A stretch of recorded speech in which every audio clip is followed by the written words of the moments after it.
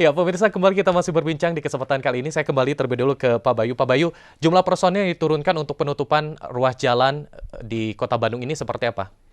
Jadi untuk personil yang dilibatkan di dalam penutupan Mhm.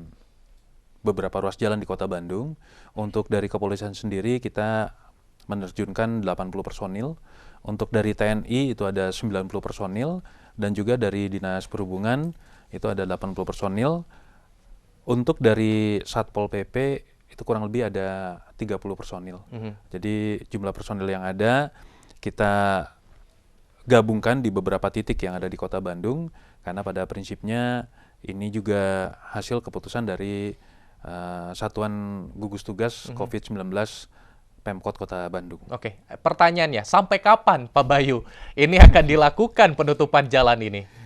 Jadi penutupan jalan ini akan kita evaluasi terus setiap waktu, karena kembali lagi bahwa kita lakukan upaya-upaya untuk menyelamatkan masyarakat. Mhm.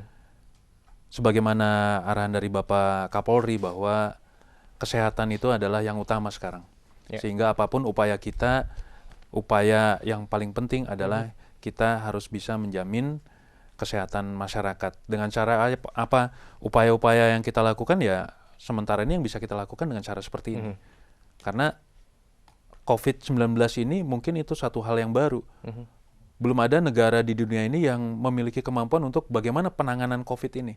Sehingga berbagai upaya kita harus lakukan. Oke, baik. Pak Sony melihat di akhir pekan ini Kota Bandung cukup ramai dengan masyarakat beraktivitas, baik itu menggunakan kendaraan ataupun juga mungkin bersepeda, lalu juga dengan kendaraan lainnya. Ini melihatnya seperti apa bahwa masih banyaknya daya tarik dan ini juga akhirnya rekan-rekan Satlantas juga tampaknya harus betul-betul berjuang nih di bidang transportasi terutama terkait kerumunan ini, Pak Sony.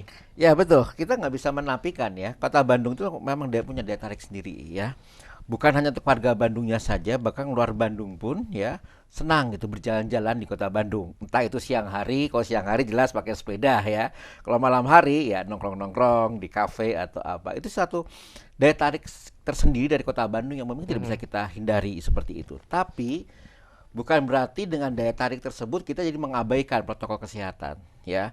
Jadi saya setuju tadi ya pembatasan jalan atau apa itu bentuk-bentuk pemaksaan lah ya.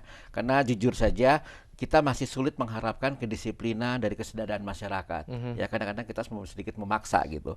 Bahkan saya agak setuju kalau nanti jadi atas jam 9 malam selain dan jalan ditutup, Satpol PP juga patroli ya, ya memaksa orang-orang untuk pulang gitu ya, walaupun Oke. bukan jam malam ya Mhm. sebenarnya. Tapi memaksa untuk tidak berkerumun, tidak kalau misalnya mau berinteraksi jalan-jalan atau apa tidak berkerumun, terus memakai masker dan segala macam. Mhm. Ya mungkin harus ada terapi-terapi seperti itu gitu Mhm. selain dari penutupan jalan. Ya karena Mhm. kembali lagi kita harus sadar gitu bahwa COVID itu belum selesai gitu. Mhm. Ya dan sekarang tuh eskalasinya justru cenderung untuk naik gitu. Oke, Ya. salah satu pencegahan yang dilakukan juga adalah diberikannya marka jalan ataupun juga kalau Mm. kita lihat ini seperti starting grid dalam MotoGP. Pak Bayu, ini apa tujuan akhirnya di persimpangan-persimpangan atau RHK, ruang henti kendaraan, diberikan marka jalan seperti itu? Baik, terima kasih. Jadi kalau kita melihat, walaupun ini menjadi satu fenomena baru, tetapi sebetulnya di Kota Bandung ini ruang khusus untuk kendaraan bermotor ini sudah disiapkan. Mungkin kita sudah sejak lama itu ada gitu, dan itu satu hal yang menarik karena di kota saya tempat saya bertugas dulu ini belum ada gitu. Kemudian mengingat situasi COVID-19 ini, Mhm. kita juga berpikiran bagaimana upaya kita agar di sekitaran lampu lalu lintas pun ini bisa kita batasi, Mhm. tidak terlalu berkerumun gitu. Dengan upaya salah satunya itu kita buat garis-garis pembatas Ya. seperti di MotoGP. Tetapi sebetulnya harapan lain dari pelaksanaan kegiatan itu kita ingin menciptakan lalu lintas yang lebih tertib lagi gitu. Kita mengarah dari sisi psikologisnya dulu. Ya. Masyarakat kita cenderung pada saat ada sesuatu yang menarik mereka ingin mencoba gitu. Kemudian dengan ada ini suatu hal yang menarik buat Mhm. kita, suatu hal yang baru, kita berharap masyarakat ini apa nih? Oh, ini batas. Batas itu sehingga mereka akan masuk ke situ. Masuk ke situ mereka menunggu sampai lampu hijau kembali. Nah, ini akan tersusun sedemikian rupa sehingga akan terlihat lebih rapi lagi. Jadi satu hal yang baru secara psikologis masyarakat ini akan mengikuti, dan kita berharap bahwa masyarakat ke depannya akan lebih tertib lagi. Oke. Sebetulnya itu sekedar Secara pancingan psikologis, saja, ya? pancingan saja Oke.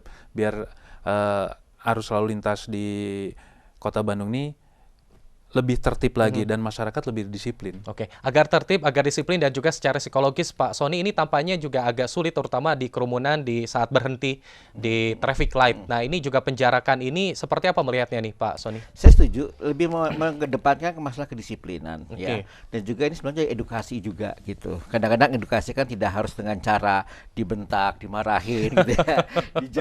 Bisa Iya. dibayangin kalau polisi ditempatkan di semua lampu merah seperti apa banyaknya SDM-nya, kan sayang gitu. Tapi dengan edukasi dan hal-hal yang menarik, ini Oke. bisa ya. Jadi kedisiplinan itu adalah penting.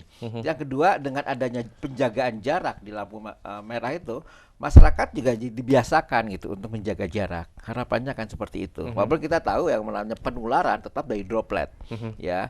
Jadi mungkin saya sedikit menitip juga ke masyarakat pengguna sepeda motor, tetap menggunakan masker, tetap menggunakan jaket lengan panjang segala macam untuk pencegahan itu, Oke. gitu. Ya. Mudah-mudahan ini menjadi sebuah kebiasaan untuk menjaga jarak. Betul. Dan juga ini ada rencana pemirsa, terutama terkait operasi patuh lodaya yang akan dilaksanakan oleh rekan-rekan Satlantas. Pak Bayu, ini rencananya tanggal berapa nih Pak, operasi patuh lodaya 2020 ini?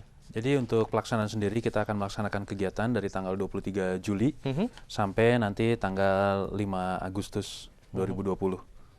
Oke, selama itu apakah merupakan tindakan preventif atau juga nanti betul-betul ada penindakan kepada masyarakat? Namun ditahan dulu nih Pak Bayu ya, seperti apa nanti pelaksanaan operasi patuh lodaya 2020 ini, dan juga pemirsa, kita akan kembali berbincang masih bersama Kasat Lantas Polrestabes Bandung, Kompol Bayu Catur Prabowo, dan juga pengamat transportasi ITB, Bapak Sony Sulaksono Wibowo. Tetaplah bersama kami di Ainis Jabar.